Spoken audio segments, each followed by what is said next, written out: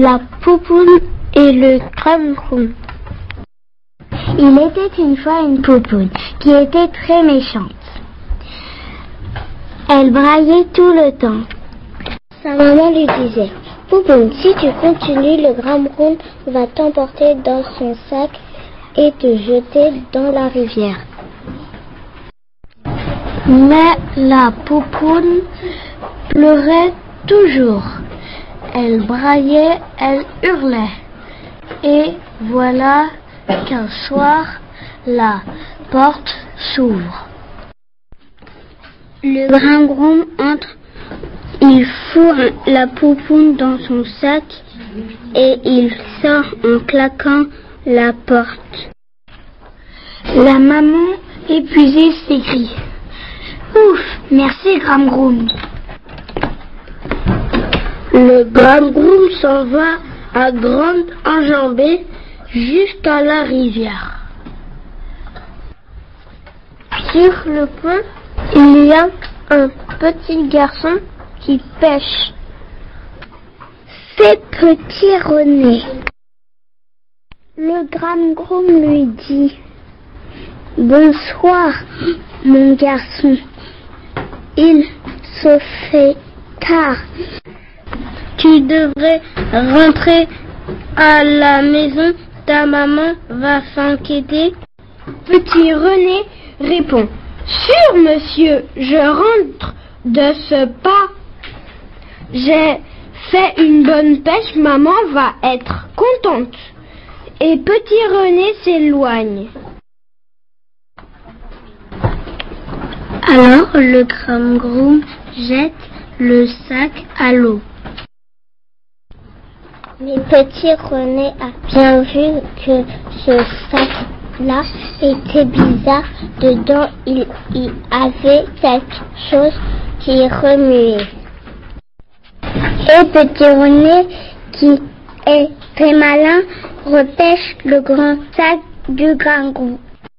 Il court en toutes jambes jusqu'à sa maison en portant la poupoune dans ses bras. La maman de René est en train de faire cuire des flocons d'avoine. Elle tourne la cuillère de bois dans une grande casserole. Quand elle voit la poupoune, elle ne dit rien. Elle va chercher une grande serviette, elle sèche la poupoune, elle l'habille, puis elle dit: Maintenant, à table. Au moment où maman va servir les délicieux flocons, on frappe à la porte. Petit René va ouvrir et il fait « Oh !» en reconnaissant le Gramgrom. Vite, maman prend la poupoune dans ses bras. Vite, elle la fourre dans le placard. Vite, elle tourne la clé dans la serrure et vite, elle lance la clé dans la casserole fumante. Le Gramgrom entre dans la cuisine. Il demande de sa grosse voix: Madame, voulez-vous donner à manger à un pauvre Gramgrom fatigué? Je vois 3 bols sur la table. Votre mari va bientôt rentrer. Je ne voulais pas déranger, mais si je ne mange pas tout de suite, j'ai peur de devenir méchant. La maman répond de sa voix douce: Asseyez-vous, Gramgrom, je vous sers. René, mets ta serviette. Voilà de bons flocons tout chauds. Tous les 3 commencent à manger en silence. Dans le placard, la poupoune fait aucun bruit. On ne l'entend même pas respirer. Soudain, le Gramgrom s'étrangle. Arg! Arg! Arg! Arg! La maman demande: Qu'est-ce qui vous arrive, Gramgrom? Vous avez avalé de travers? Il répond: je ne sais pas, j'ai senti quelque chose de dur là dans ma gorge. Qu'est-ce que ça peut bien être? La maman ne peut pas s'empêcher de regarder en direction du placard sans clé. Le Gramgrom suit son regard et dit d'un air innocent: Vous avez là un beau meuble, madame. Tiens, c'est bizarre, il n'a plus de clé. Assez beau, la poupoune qui aurait dû se taire pousse un cri perçant.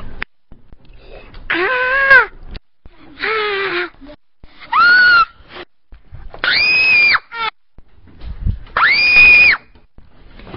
Fou de rage, le Gramgrom s'élance. Il se met à cogner sur la porte du placard.